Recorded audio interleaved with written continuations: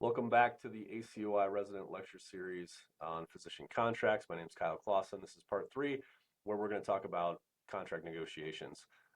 If you haven't seen part 1, which was on contract risk, and part 2, which was on compensation and how to evaluate that, we'd encourage you to watch those first. If you are just joining us here, though, for the first time, a little bit about Resolve and myself. I'm a healthcare attorney, also the CEO of Resolve.ACOI, which is a platform designed specifically to help you evaluate your contract risk and understand compensation data and connect you with attorneys, right, if you need help at that level. I'm married to a physician. I've negotiated 10,000 plus physician contracts, and we are a ACOI member benefit, which means you get a discount on any of our services if these are things that you need as you're leaving training. Okay, so this lecture is about negotiating your contract. And the very first question that I think you need to answer as you lead into this is, one, what are my priorities? And am I going to negotiate those things? And how hard am I going to negotiate that? Okay, we have, again, experience with thousands and thousands of physicians. I think there's some general thought process that contracts are non-negotiable, that they're standard. I think some of that is because the systems, the large systems, try honestly to keep their contracts consistent. And I think some of that just comes from the process of moving from med school to residency to now what's likely going to be your first, job in this market. It's the first time that you really have choice and have some leverage, right? You were applying to medical school, you're hoping to match into residency.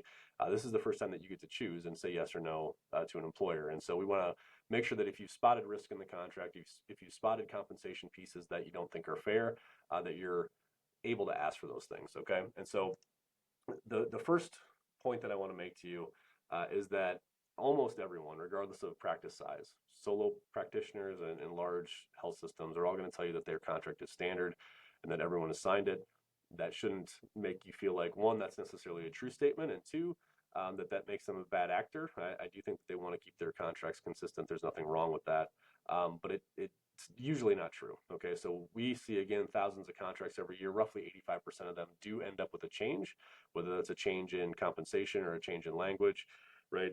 It's different for every client because these are customized asks and things that are important to you specifically. But I do want to reiterate that you're going to have to ask at least once for changes to be made, sometimes twice. You can see a cadence here on the left-hand side of conversations between an employer and a physician. The initial request was for some compensation adjustments. The employer comes back and says that they pass that along, right, to the VP and legal counsel, but they can't match another offer, and there will be no adjustment to the base or the work RVUs. Physician responds because they did have multiple offers and then said, thank you, right, for considering me. After careful deliberation, they're going to move on to a different opportunity. And thank you for the, evaluating me in the interview process. The employer then comes back and says, we'd like to know what it would take, right? Is there anything specific for you to reevaluate this position? Because we'll reevaluate our compensation. So that physician did end up then receiving the adjustments that they asked for in both base and RVUs, and accepted that role. And so that's one cadence that you can walk through to say, if I'm not willing to walk away from this, if I'm not willing to push hard enough to get to that point, will the employer make a change or not? Some will early on, but some won't, right? Unless you really push them. It depends on how many candidates they have. And the same type of concept can apply to other things like non-competes.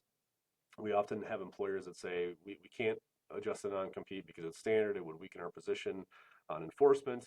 All of those things may be true, but that being said, here's an example of, on the right-hand side, the first one is correspondence with their counsel. They're responding to us saying that the contract that we offered to the physician is the contract we offer to everyone, right? Of course. It's been reviewed and vetted by lots of attorneys, so we know that it's good. And then that being said, we are going to now make a fairly significant change, and a rare change, in a relaxed non-compete, because we were advised that this was an important provision, for your client. And so what I'd have you think about is a lot of the contract standard? The answer is probably yes, right? Can they make adjustments on amendments? Can they make adjustments to compensation? Can they make adjustments to certain paragraphs that are really important to you? The answer is also yes. Okay, so be empowered, know how much leverage you have for a situation, know if you're a good candidate, if you're the top candidate, or if they've got 10 different people that are applying at the same time, right? All of those things are really important factors on how much leverage you have. Now, the second piece that I would tell you is that when you're talking compensation, every employer is going to have a fair market value consultant that they lean on.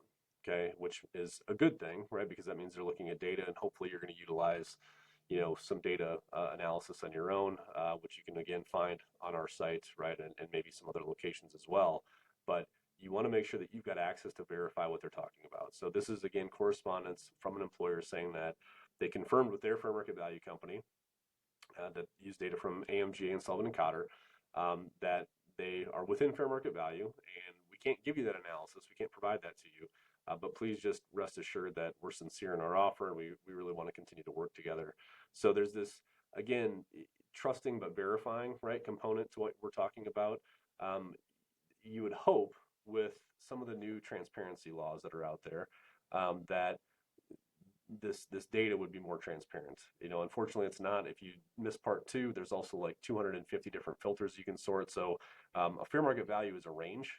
It's not a set number, right? It can vary $40,000 or $50,000 by specialty, just depending on what filters you're pulling. Okay, and depending again on what state that you're in,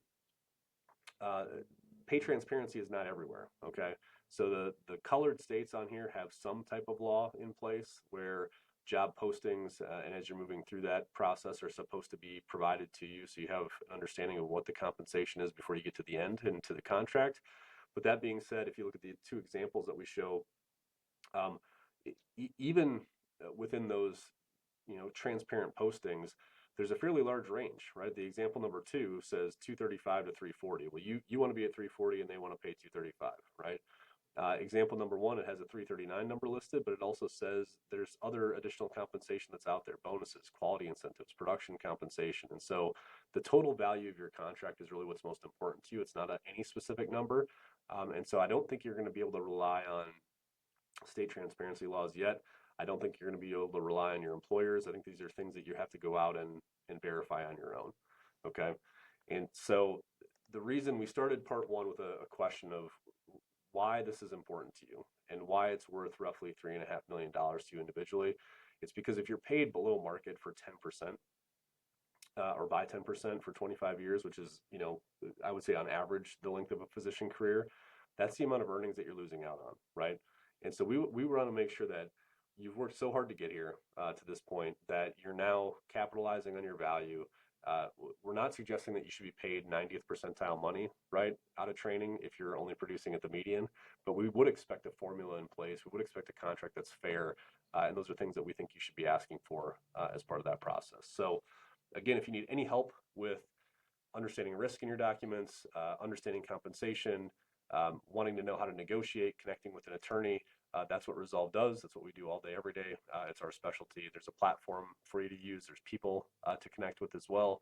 And if you have any questions specifically, please reach out to ACOI, or you can use my email address here as well.